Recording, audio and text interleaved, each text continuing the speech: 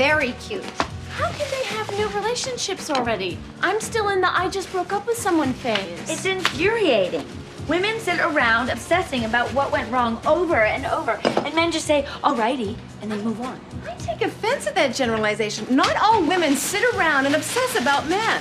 As soon as my relationships are over, I move on. Relationships? You know, dates.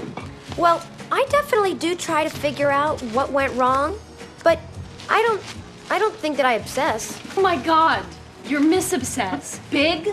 Well, yeah, okay, yes, big. Big was tricky. I still don't know what happened there. Honey, you look back so much, you should have a relationship rearview mirror. Relationships may appear closer than they actually are. Well, I didn't obsess about Aiden. Aiden was clear. I heard him. He moved on. It's so much easier for men to move on. Is it?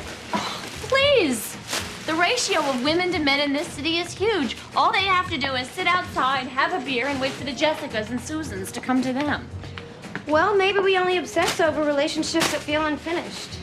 Well, I can guarantee that Trey isn't sitting around with his friends obsessing about what went wrong. That's because men never think that anything is their fault. I wish there were no men.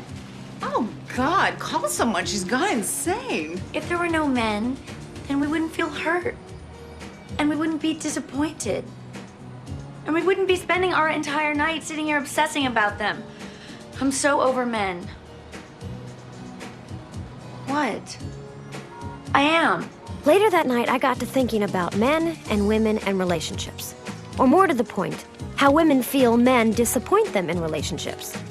Then a radical, almost earth-shattering thought popped into my head.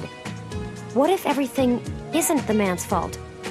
After a certain age and a certain number of relationships, if it still isn't working and the exes seem to be moving on and we don't, perhaps the problem isn't the last boyfriend, or the one before him, or even the one before him.